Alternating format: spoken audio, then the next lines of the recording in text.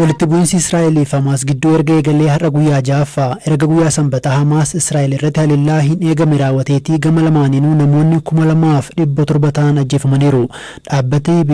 Dhaabbati biyyoota gamtoomanii haalli Gaazaa keessa jiru yaaddeessaa ta'uu himeera. Gama kaaniin waraanni Israa'el lammiilee tiksuu dhabuusaa ibseera. Dippiloomatiin olaanaa Ameerikaa Antooni Bilinkan deeggarsa US Israa'eliif qabdu agarsiisuuf gara biyyattii imaluun aangawoota Israa'el waliin mari'ataniiru. Itti aansuun aangawoota Filisxeem waliin akka mari'atan eegama. Firaafolee dhugaasa. Hamaas daangaa Israa'el ce'uun haleellaa eegaleen irra caalaan kan ajjeefaman namoota nagaa bakka qophii muuziqaa fi kanneen mana isaaniitti ajjeefamanidha. Haleellaa guyyaa sanbataa kanaan namoonni ajjeefaman amma 1,300 ga'eera. Haleellaa qilleensaa Israa'eliin Gaazaatti lakkoobsi namoota ajjeefamanii ammoo 4,400 ol darbeera. Kana malees namoonni 6,268 ta'an ammoo madaa'aniiru. Hamaas sanbata Israa'elitti haleellaa banuun guyyoota 3 dura Masriin dhaamsa of eeggannoo Israa'eliif ergitee turte jechuun durataan koree dhaabbii koongiresii US himaniiru. Durataa koree dhaabbii dhimmoota haaja alaa kan ta'an Michael McCall ergaan of eeggannoo kun ergamee akka ture gaazexeessitootatti himani. Ministeerri muummee Israa'el Benjamin Netanyahu garuu gabaasa akeekkachiisa argataniiru jedhu kanaan oduu sobaatii jedhaniiru. Ajajaan humna ittisaa Israa'el erga Hamaas haleellaa raawwatte yeroo jalqabaaf miidiyaatti kan dubbatan Lieutenant General Harzi Haleefi gama isaaniin humni ittisaa biyyaa Israa'el nageenya biyyaa fi lammiilee Israa'eliif itti gaafatamummaa qaba jedhaniiru. Dabaluunis sanbata ganama haleellicha oolchuu hin dandeenye ta'us irraa barannaa ni qorannaa amma garuu yeroon kan waraanaati jedhaniiru.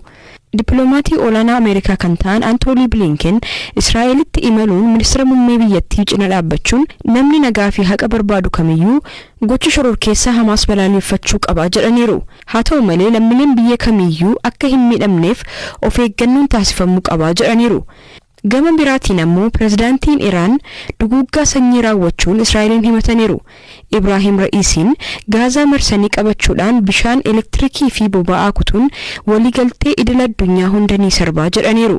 Yeroo Israa'el iddoowwan Gaazaa irratti xiyyeeffattee haleelaa jirtu kanatti hospitaalonni Gaazaa keessa jiran humna elektirikii waan hin qabneef gara mana reeffaatti geeddaramuuf saaxilamaa jiru jechuun koreen fannoo diimaa idil addunyaa beeksiseera. Dhiyeessiin annisaa elektirikii Gaazaa Israa'el irraa dhufa. Israa'el ammoo erga Hamaas haleellaa raawwattee booda humna annisaa kana addaan kutteetti.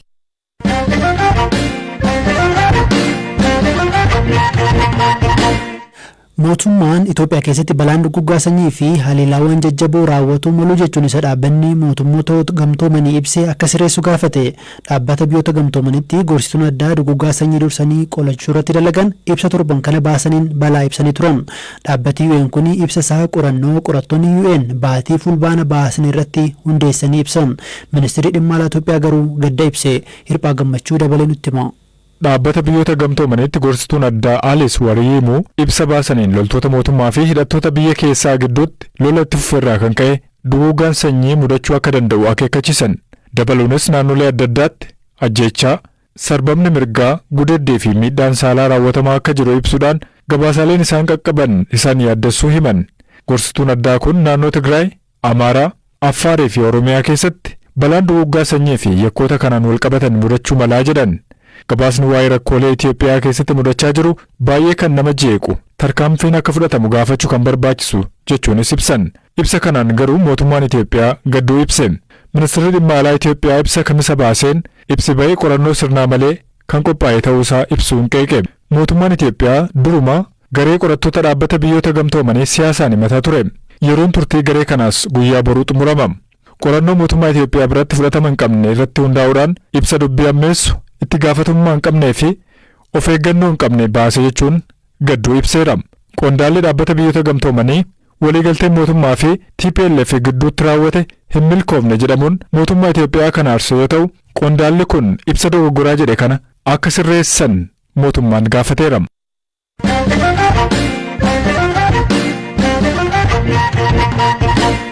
Itoophiyaan biyyoota lammiileen rakkoo ijaaf bal'inaan saaxilaman keessaa tokko. Qaroo ija keenya akka tikfannu yaadachuuf waggaa waggaan guyyaarraa guyyaan qaroo addunyaa yaadatamee oola.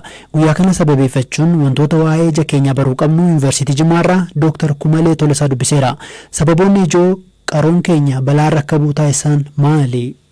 Inni jalqabaa gara 50% ol kan ta'u mooreejaadha. Inni nama guddaa irratti ijoollee irratti uumama. Inni kaan immoo jaamina ijoollee irratti uumamudha. Tiraakomaa wajjin wal qabatee yookiin immoo hanqina vaayitaamin Eedhaan wal qabatee jaamina ijoollee irratti kan uumamudha. Baay'inaan gara parsantii 15 akkasii fudhatan immoo inni sadaffaan immoo dhukkuba gilaakoomaa jedhama. Baay'inaan amma mul'achaa jira. Gara parsantii 10 fudhata. Umuriin isaanii waggaa 35tti 40 ol namoota jira irratti uumama. Wal tokko maatiidhaan dhufuu danda'a. Gilaakoomaan kuni amma moorri ijaa opereeshinii yoo godhame akka tokkichaan deebi'ee fayyadamanii jaame boromtii arra opereeshinii daqiiqaa 15 goonee kaanetu boromtii isaatti ilaala. Gilaakoomaan garuu kan miidhaa guddaan isaa kan nama jibbisiisu maa'inni erga inni jaamina fidee booddee eessa yeroo deemu qoricha maalii yoo fudhatee opereeshinii maalii yoo godhame hin fayyu. Dhukkuba hamaa kan gochisiisadha. Warri kaan immoo immartiin kan jedhamanii dhukkuba sukkaaraa wajjin wal qabatee dullumaan wal qabatee dhukkuboonni dhufan jiru. Dhukkuba reetinaa irratti uumaman jechuudha. Jarri kun baay'ee miti gara parsantii 4-5 akkas ta'uu danda'u garuu amma dhukkubni sukkaaraas dabalaa jira waan ta'eef.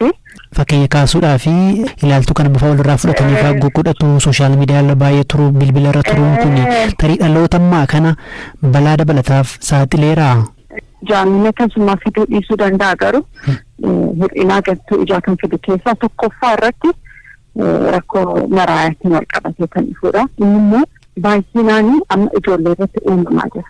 Amma Itoophiyaa gaafa ilaallu jiruuf jireenya dubartootaa fi dhiira keessaa eenyutu gara caalaatti rakkina ijaaf saaxilama? Baay'inaan dubartootadha. Rakkinni kan jiru baay'inaan dubartoota ijoollee wajjinis wal quunnamtii baay'ee qabu waan ta'eef jaraa wajjin wal qabatee maatiifis jarri baay'ee yaadu waan ta'eef jaraa wajjin wal qabatee jiraata. Keessumaa baadiyyaa keessa magaalas ta'uu danda'a. Isin akka ogeessa fayyaa tokkotti namoonni barteedhaan aadaadhaan wanni raawwatan wanni ija isaanii miidhu wanni taajabdan ni jira. Magaala keessattis baay'inaan jira. Baadiyyaa keessatti immoo yeroo baay'ee namoonni adda addaa baala adda addaa cuunfanii jarra kaa'uu waan adda addaa ija gubuufaa sibiilaan ija gubuufaa waan akkasii godhuu hin fayyisadhani. Garuu wanti kun hundumtuu ija baay'ee miidhaa kan infekshinii wanta jiraan geggeessisaa jira waan ta'eef inni kun akka hin godhamne baay'ee gorsamaa jechuudha. Hammi namoota Itoophiyaa keessatti rakkoo ijaa qaban hangam? Parsantii 1.6 qorra dhabeeyyii. Warri kaanu Agartuun isaanii immoo kan hir'ate low vision warri jedhaman immoo parsantii 3.7 jedhama. Akka biyyaatti nama 100 keessaa nama 5tu ija isaa miidhamaa jechuudha. Gaafa biyyoota addunyaa kaan wajjin wal bira qabnu kun guddaadha. Kan keenya guddaadha. Biyyoota addunyaa keessatti namni iji isaanii jaame parsantii 0.7 fa'aadha.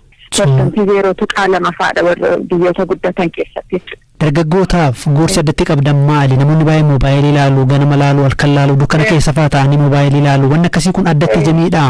Dukkana keessatti moobaayilii ilaalu jechuun ijuma mataa keessanii waraantanii jaamsu jechuudha. Maaliif dukkana gaafa ta'u iji keenya hin banama. Keessoon ija keenya banamee ifni jiru hundumaa reetinaa keenya irratti qubata. Reetinaan sun immoo ifa guddaa fudhata gatii ta'ee fi kanarraan kan ta'e seeloonni gubatanii akkuma guyyaa tokko keessatti jaamina fiduu danda'an yookiin immoo yeroo keessatti gara ji'a akkas fudhachuu danda'a deebi'ee iddoo isaatti deebi'uudhaaf jechuudha. Kan biraa immoo moobaayiliin naa fayyadamtan iskiriinii waan adda addaa gaafa fayyadamtan daqiiqaa 20-20 gara meetira 6 irratti fagoo jechuudha. Fagoo ilaaluu jechuudha. Ija keessan ibsachuu fagoo ilaaluun fayyina ija keessan eeguudhaaf baay'ee gargaara deemaa. Oduutaan Uttancaa Israa'el beellamaa gabaa fi daandilee gubbaatti raadiyoo fi televezyiinii hojjechuu didee suuphuu ijoollummaa isaatti eegale. Waggoota 17 dura godina Shawaa Lixaa magaalaa Gincii keessatti teleefoona yookiin bilbila guyyaa tokko argee raajeffamee teleefoona mataa isaa hojjechuu hime. Akkamiin teleefoona kana hojjete? Amma eessa jira? Waayilli keenya Galaana Balaa isa dubbiseera. Bilbila yeroo sana shiboodhuma maramaa shiboo biddeenuma tiriifaa qaxaqqaxeedhuma hojjedhe. Bilbila manaa jennu sana miti? Bilbila manaa sana hojjedhe ture. Bilbilli sun hin lakkaa'u akka teeleseentarii wayii tokko banee jidduuttan anatu konneektii godha jidduu taa'e achi diishiin kanarraa hojjetamuu danda'e kan waa'ee diishii kan jedhamu sammoo isammoo yaada dhumaa natti dhufeetin gaayyaadu maaltu naa dhufe karaa irratti namni dubbatu hunda kan mana keessa kan dubbatan hunduu na harkisa ture. Isa harkisee nan dhagaa ture achi booda namni waggaa darbuu. Sana gochuu dandeessee ture? Nama hunda dubbatu sana harkisuu hin danda'e bakka naannoo gabaa jiru naannoo mana jiru kan jedhu kana hunda dhaga'uun jalqabe. Kun egaa waggaa meeqa taateeti ati ijoollee waggaa meeqaa turte yeroo kana? Yeroo sana kutaa 6 akkasitti baradha ture. Jechuun almost waggaa 13 akkasiin ta'a jechaadha. Wanni amma kalaqxe kun inni sagalee waan biyyi hojjetu si dhageessisu maal ture? Kan ani yeroo sana kan jedhe diishii jedhee hojjedhe ture. Erga hojjechuu isaa mirkaneeffattee booddee namni akka itti fayyadamu waan akka gabaadhaaf dhiyeessuu ittiin maallaqa argachuu wayii gootee ture? Isa jalqabeen ture. Namni doggaa mana bilbilaa deemuu gatii kaffalama sana birrii 5 birrii 10 soo jedhamanii kaffalanii ba'u. Na biratti immoo bakka birrii 2 kaffala yookiin birrii 1 kaffala jechuun jalqabe. Kanaafuu namni sinimaa birrii 10 jechuu jalqaban. Mucaa kam jettuu jedhan. Mucaa kun gubbaa gabaa keessa taa'ee nama bilbilisuuf sana jedhanii yeroo sana teeleen dhagaye. Tole kana booda maaltu ta'e? Yeroo sana waggaa teeleen dhaga'u na hidhuu barbaadanii mana hoteeletti na fudhatanii waggaa teessisanii taasisanitti bilbilanii gaafannaan mucaan xinnaadhaa akkam goonaa jennaan namichi telefoonaan na dubbise san natti keetti kennaa jedhanii telefoonaan na dubbise. Ati maaliif hojjettee akkasi jennaan akkasi xalaftee hojjettee tilkiitti kan jiru irraa xalaftee ani xalafnee diishiinis kanuma kooti telefoonis kanuma kooti jedheen itti gaattimuu Finfinnee dhufuu dandeessaayii Finfinnee too dhuftee si gargaaraa naan jedhani kan tole jedhee akkuma ta'ee jedhe Finfinnee halkan qaqqabe garuma teeleetti barbaadee nama gaafadheen teelee ofiisiin qaqqabe. Achi Abdiraamaan jedhamu achi public relation irratti hojjetu ture isaan hojii gara saayinsii fi teekinooloojii geessinaa saayinsii fi teekinooloojii osoo mirkaneesse achi booda si fudhannaa maallaa jedhee waadaanaa galee. Kanaaf achi deemee saayinsii fi teekinooloojii deemee namoonni saayinsii fi teekinooloojii deeman immoo amanuu dadhabanii wal qabannee gara magaalaa Gincitti deemne ilaalanii mirkaneessanii paatantii koon argadhe jechaadha. Ergasii eessa ture? Maalitti ture? Achi booda teeleen na fudhatee teeleen si guddisna jedhanii teelee keessatti na fudhatanii akka carraa ta'eet immoo raadiyoonii magganaanyaa fa'aa hojjetaa mucaan maal jedhanii waggaa dubbatan na fudhatanii makalakaa keessatti seene yeroo sana kutaa 12 fixee maatirikii eegaan jira. Makalakaa seenis booda achi yuunivarsiitiin galee Jimmaa yuunivarsiitiin na qaqqabna. Jimmaa hin deemu maayikiroolingiyaa baratu jedhanitti qaxarii mootummaa keessan ture. Yeroo sana insaa keessan istaabilishii nama insaa godhe keessa nama tokkoon ture. Insaatti na fudhatan.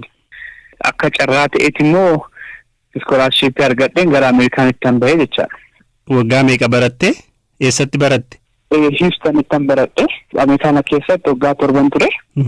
Barumsaa achi naggan fixe booda Itiyoo Innoveeshin Seentar jedhee ijoolleeta yuunivarsiitiidhaa baratanii eebbifamanii hojii dhabanii ICT irratti cimaa ta'anii isaan walitti fidee aayidiyaa koo sheerii godhee Itiyoo Innoveeshin Seentar kan jedhu kaampaanii istaabilishii godhee isarratti hojjechaa jira.